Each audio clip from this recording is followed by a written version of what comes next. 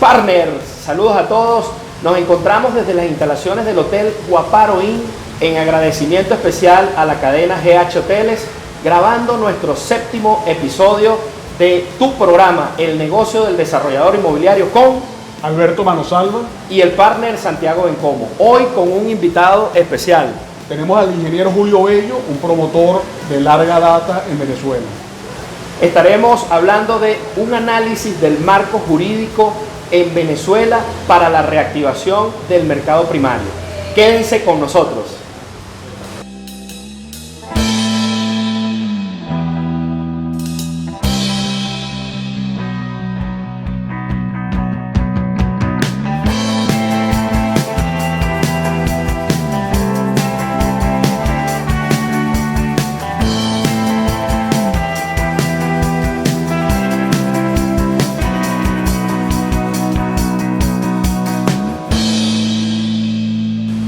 Aquí estamos con el ingeniero Julio Bello, promotor, desarrollador inmobiliario de proyectos comerciales, residenciales, asistenciales, con una gran experiencia que hoy nos va a estar compartiendo su visión del marco jurídico, lo que tenemos que hacer para reactivar el sector inmobiliario en Venezuela. Julio, bienvenido. Gracias, Alberto, Julio, y por supuesto a Santiago también. Estoy muy contento de estar aquí.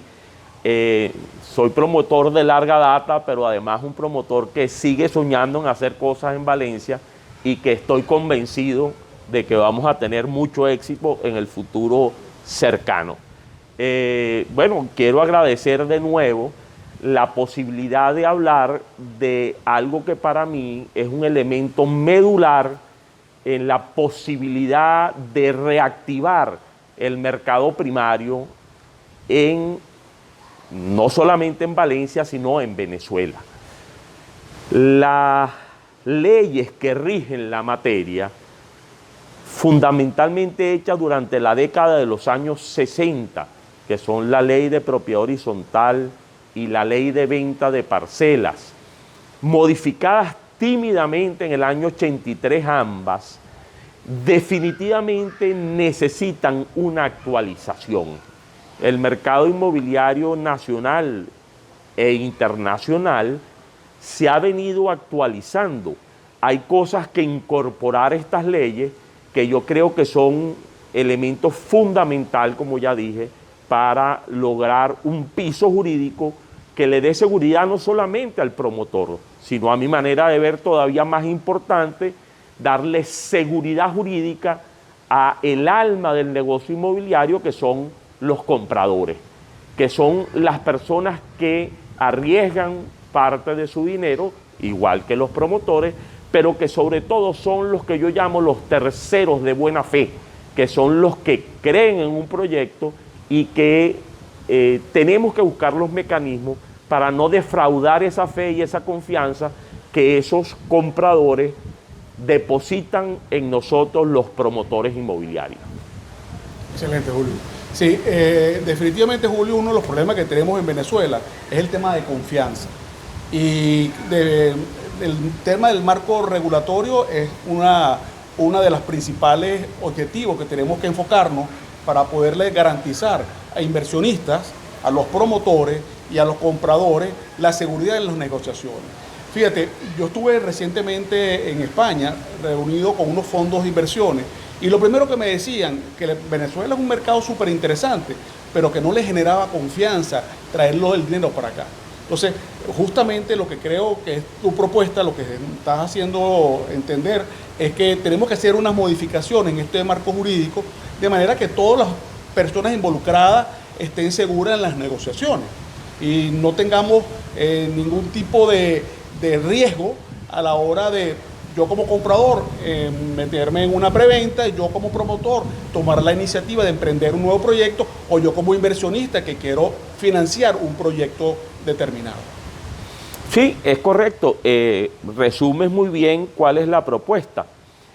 Podríamos hacer un análisis de cada una de estas leyes que a la vez generan relaciones o mecanismos que están íntimamente ligados con el éxito de la promoción inmobiliaria.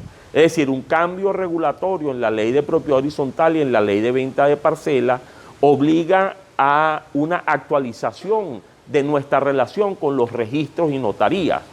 Igualmente generan una modificación en nuestra relación con los entes financieros. Además, generan una modificación en la manera como te relacionas con el cliente, con el comprador y, como dice Alberto Julio, también con los inversionistas. El marco jurídico del negocio inmobiliario en Venezuela está, las leyes que lo rigen, ya mencioné la ley de propiedad horizontal, la ley de venta de parcelas, la ley de arrendamiento, una ley más reciente, que es la ley de locales comerciales, y por supuesto la ley del registro público y el notariado. De reciente cambio, por cierto, un cambio que se concentró en el tema de los costos y gastos que generan los registros de los documentos, pero que en el fondo no se modernizó. Podríamos decir que de todas estas leyes hay dos que tienen unas modificaciones que datan del año 1983 y las leyes recientes son inaplicables. La ley de arrendamiento de locales comerciales establece una metodología que relaciona el monto del arrendamiento con un avalúo, pero en un artículo de la misma ley dice que el mecanismo de avalúo lo establecerá el SUNDEP. Después de muchísimos años, esa metodología de cómo hacer el avalúo todavía no ha sido publicada. Esa misma ley tiene, por ejemplo, una prohibición expresa de la imposibilidad de denominar en dólares los contratos de arrendamiento. Entonces estamos cayendo en una situación todos de ilegalidad. Todos sabemos que los contratos de arrendamiento en Venezuela todos se denominan en dólares. Entonces, la culpa es del promotor inmobiliario o del propietario o la culpa es de la falta de claridad, de transparencia de las leyes que pareciera que se hacen para no cumplirlas. En la ley del registro público y del notariado tenemos unas normas obsoletas. La presentación de un cheque que certifique la veracidad de los fondos, se hacen cheques falsos en montos en bolívares que simplemente por cumplir un requisito que en este momento es totalmente inoficioso. Además, las modificaciones de estas leyes le terminan dando cierta fortaleza a los compradores que en este momento están en una situación de debilidad jurídica. En Valencia tenemos algunos casos muy notables y muy evidentes donde promotores muy probablemente tengan que decretar la quiebra de grandes proyectos inmobiliarios, especialmente estamos hablando de proyectos que se unieron en un grupo de promotores que tienen muchísimos proyectos paralizados en su totalidad y sin una respuesta seria a los compradores.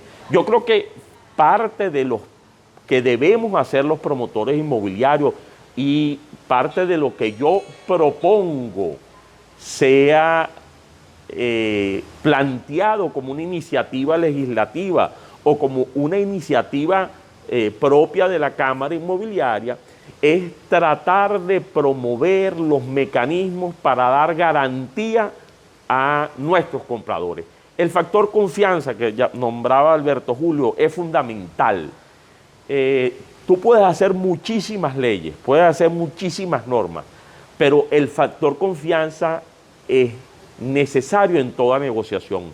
Y si ese factor confianza se ve afectado por la manera inescrupulosa que evidentemente tienen algunos promotores, tenemos que buscar los promotores que queremos seguir en esto y que soñamos con una reactivación fuerte, sostenida, robusta del sector. Tenemos que hacer las gestiones necesarias, algunas veces incómodas, pero necesarias para devolver la confianza, como digo, a la razón de ser de todo promotor inmobiliario, que es su cliente. Ningún promotor inmobiliario desarrolla un proyecto pensando que se va a quedar él con todo. Todos los promotores inmobiliarios tenemos un cliente como meta, como objetivo, y por lo tanto tenemos que pensar en ese cliente, en ese que es nuestra principal preocupación para que tengan la seguridad de invertir con nosotros.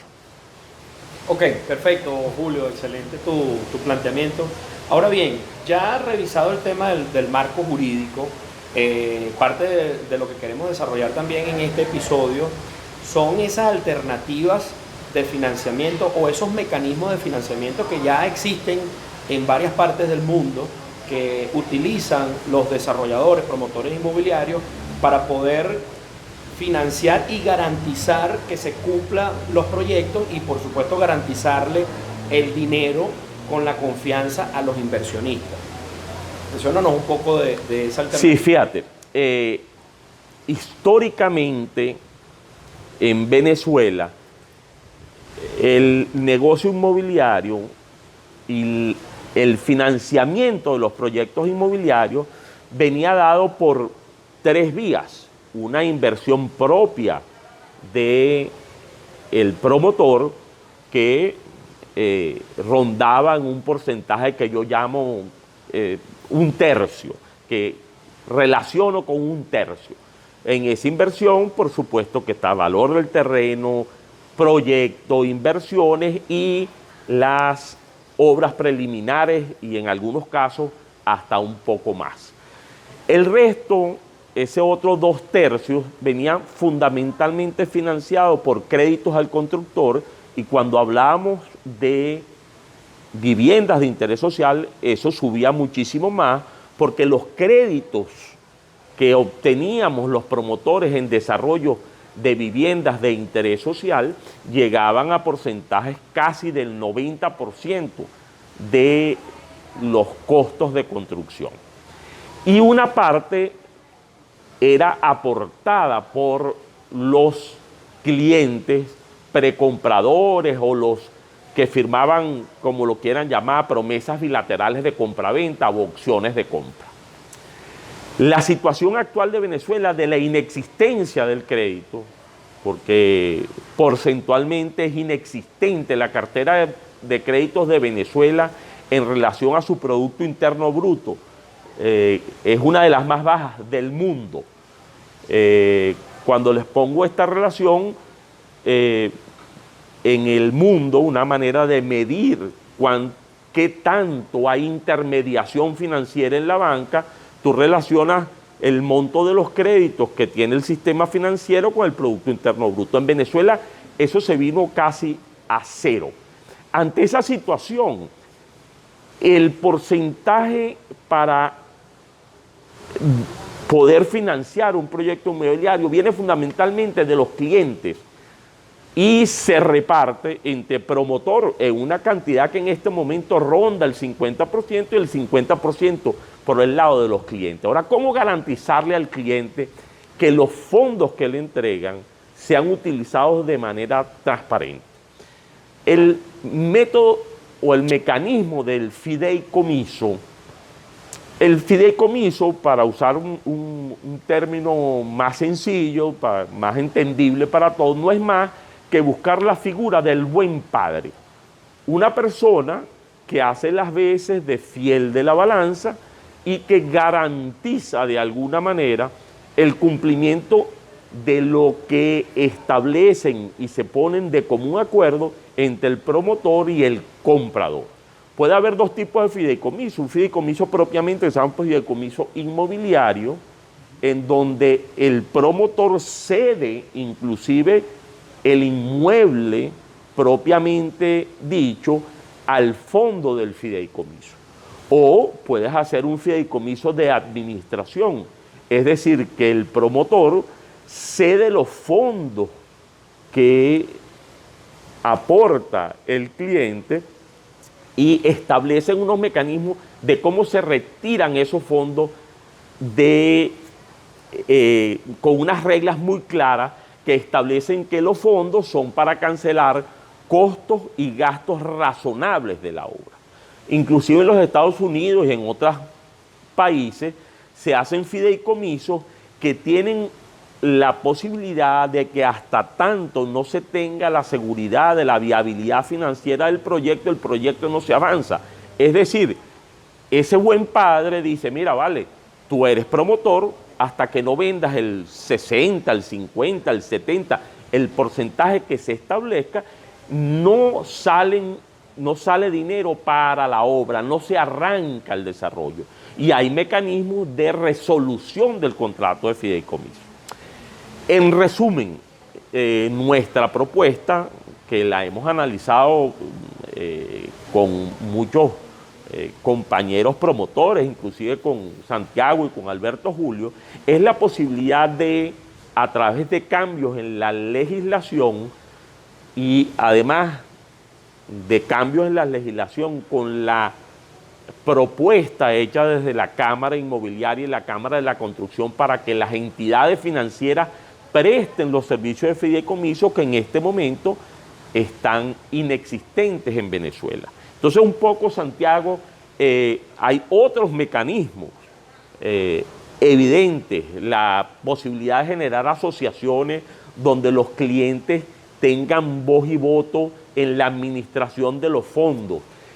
Hay muchos otros mecanismos que se han experimentado en otros sitios, pero en resumen todos procuran garantizar que los fondos aportados por los clientes van a ser utilizados en costos y gastos razonables del desarrollo en cuestión. Bueno, Julio, esa opción es sumamente interesante para justamente el punto de generar confianza, ¿no? Si yo me voy y me reúno con un promotor y él me presenta este esquema de un fideicomiso, donde mi dinero no va a las manos del promotor, sino que va a un fideicomiso que en la medida que él vaya cumpliendo con las condiciones de garantía de la ejecución y de la finalización del proyecto, esos recursos van a la mano del promotor. Ahora, en Venezuela tenemos un caso que es el tema inflacionario, ¿no? Yo me imagino que este fideicomiso, una de las propuestas tendría que ir de la mano con un esquema de dolarización de los fideicomisos, porque lamentablemente si lo llevamos a bolívares, bueno, todos sabemos qué es lo que sucede con ese dinero, ¿no? Tenemos que tenerlo en una moneda dura, que se mantenga en el tiempo, de manera que ninguna de las partes se afecte. Ni yo comprador, que el día de mañana me dice, mira, aquí tantos reales, son tantos bolívares, ni yo promotor, que cuando vaya a necesitar esos recursos, ya no valga nada, ¿no? O sea, creo que es una parte de la ecuación. Eso es fundamental, Alberto, sí. Julio. De hecho, las últimas experiencias que yo conozco de fideicomisos inmobiliarios han sido un fracaso.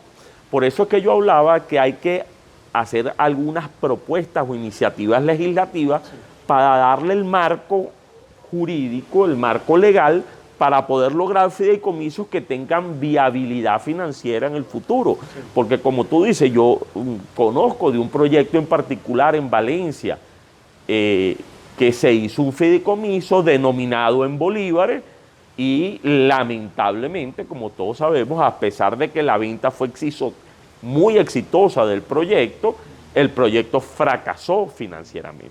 Es decir, que eso que tú estás hablando, hay dos elementos que atentan contra la promoción inmobiliaria en general, que es la inflación y la devaluación. Entonces, esta situación un poco gris, donde hay una dolarización de facto, pero que no termina de darse la base jurídica y legal para esa dolarización, pareciera que es fundamental para lograr cualquier propuesta que le dé garantía al comprador, pero también garantía al promotor inmobiliario, porque todos los promotores tenemos el justo derecho a esperar una rentabilidad sobre nuestra inversión, y garantizar esa rentabilidad es conveniente para el comprador también, porque si yo no tengo rentabilidad, evidentemente que no tengo interés en el desarrollo. Entonces, bueno, Alberto, ahí está el gran tema. ¿Qué va a hacer Venezuela? Porque esas regulaciones son fundamentalmente las decisiones, tiene que tomarlas el Estado. El Estado tiene que tomar decisiones entre qué va a hacer con el tema de la dolarización y cómo se va a relacionar esa dolarización con el sistema financiero. Si tú vas ahorita a un banco nacional y le propones, genérame un fideicomiso en dólares, no tienen los instrumentos legales para eso. Correcto. Entonces ahí es donde pensaba que esas iniciativas legislativas puede venir de alguna manera por la vía de la Cámara Inmobiliaria y la Cámara de la Construcción, pero también buscar apoyo en el sistema financiero de manera de generar vehículos, instrumentos que hagan posible el necesario financiamiento de los proyectos inmobiliarios. Mire, en el mundo no se entiende el desarrollo inmobiliario si no tienes un sistema financiero fuerte. Es decir, en Venezuela hemos llegado a que la gran cantidad de operaciones se hacen prácticamente de contado. El crédito a largo plazo desapareció, y desapareció evidentemente porque la inflación imposibilitaba generar créditos a largo plazo denominados en bolívar. Es decir, que todas estas cosas que estamos hablando tienen una cantidad de aristas que hay que ir cubriendo, pero definitivamente creo que tenemos todos que apuntar hacia allá, ¿no? ¿Cómo solucionar el tema de la inflación? ¿Cómo solucionar el tema de la moneda, de la devaluación? Y cómo generar mecanismos que garanticen y que le den piso jurídico a la justa deseo de rentabilidad que tiene el promotor y garantizar los fondos y el logro del objetivo final del comprador, que es obtener su inmueble en las condiciones que le fue ofrecido. Mira, Julio, a mí me suena que esa propuesta que estás haciendo y que la hemos conversado, creo que sería sumamente interesante para la reactivación del sector. Porque fíjate, los actores que están involucrados, por un lado tenemos los compradores. Oye, yo voy a meter un dinero, el cual estoy garantizado que si el proyecto no se da, yo retiro mi fondo y al valor real de la moneda. En moneda fuerte, como moneda dice. fuerte, Claro. correcto. Luego, yo promotor tampoco corro riesgo, porque efectivamente yo como promotor, cuando tomo la iniciativa de desarrollar un proyecto, yo lo estoy haciendo en toda la buena fe de poderlo culminar y efectivamente de ganarme un dinerito, pero cumpliendo con los clientes. Claro. Entonces, de esa manera yo también tengo la tranquilidad de que el dinero que está entregando los compradores, yo voy a tenerlo en el momento que las condiciones están dadas para culminar el proyecto. Pero también el banco, si en el caso de la reactivación del financiamiento, para el banco es una gran tranquilidad que si se cumplen unas condiciones determinadas, él otorga el crédito para que el proyecto se arranque y se culmine. Entonces yo creo que le genera la confianza a todos los actores, incluso pensando que estamos hablando del sistema financiero bancario, pero en el mercado bursátil también esto pudiera entrar, pero pudiera encajar perfectamente, porque hay un nicho de inversionistas que con unas condiciones seguras del proyecto disminuye el riesgo y estarían interesados también en aportar dinero para financiarlo. Entonces, creo que esto es un esquema que perfectamente logrando hacer los ajustes jurídicos que requieren y el tema monetario, oye, yo creo que sería realmente un mecanismo de reactivación del sector pro de inmediato. Yo coincido 100% contigo, aunque es una frase común, esto es una propuesta de ganar-ganar. Aquí todos salimos beneficiados. Sí. Hay fondos que están interesados en invertir en Venezuela. Venezuela,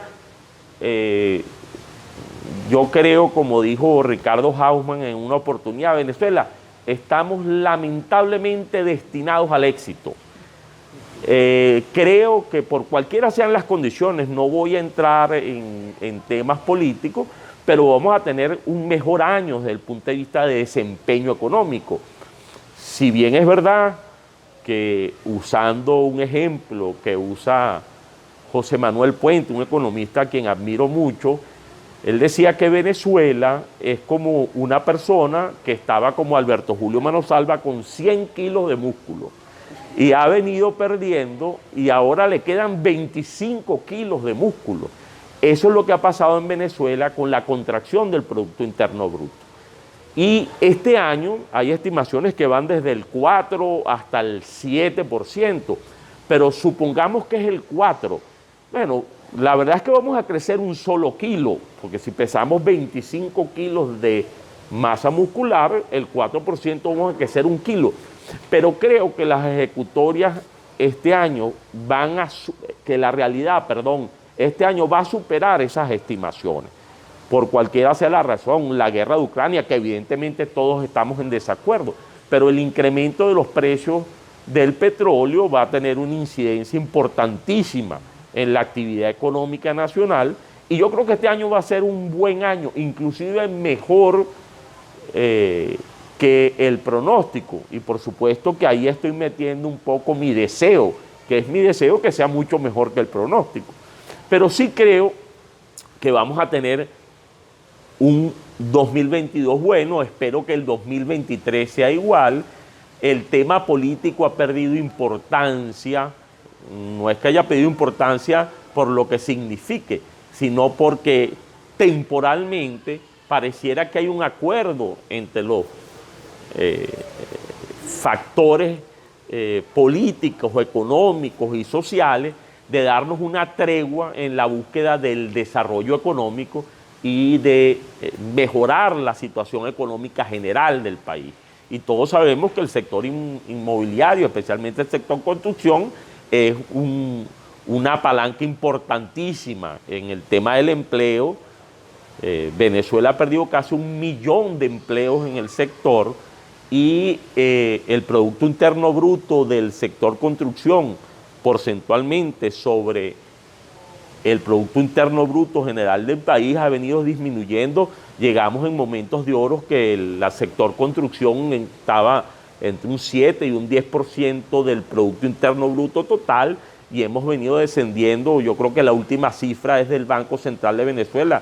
Un hijo mío me buscó la información hoy, creo que es el 2018, y apenas llegábamos al 4% de el aporte al Producto Interno Bruto Nacional, y hay personas que hablan, el presidente de la Cámara de la Construcción el año pasado dijo que no aportábamos el 1%.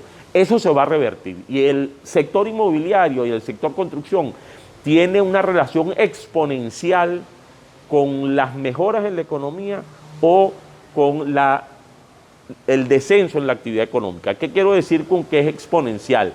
Es decir, que cuando la economía mejora, el sector construcción mejora todavía más. Y cuando la economía se deteriora, el sector construcción todavía se deteriora a un mayor porcentaje. Luego, esa relación exponencial que tiene el sector construcción con la actividad económica general va a hacer que este año para nuestro sector sea muy bueno. Y ojalá podamos incorporar estos cambios que estamos hablando, ¿no? Sí.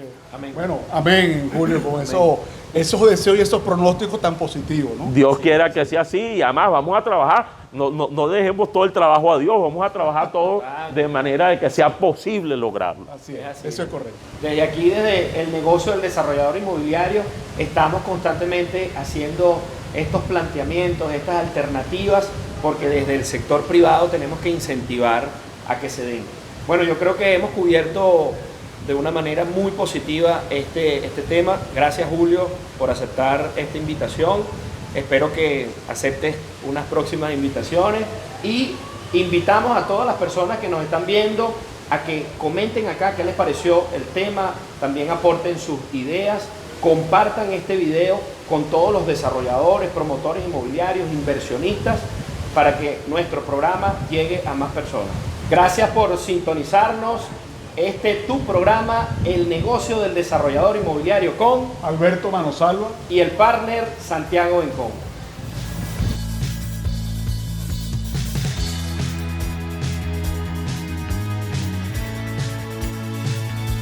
Hotel Manantial Inn, lujo y confort. Próximamente, Manrivoli Bienes Raíces, más de 46 años de experiencia. Al momento de comprar, vender o arrendar tu inmueble, no lo hagas solo, busca a un partner.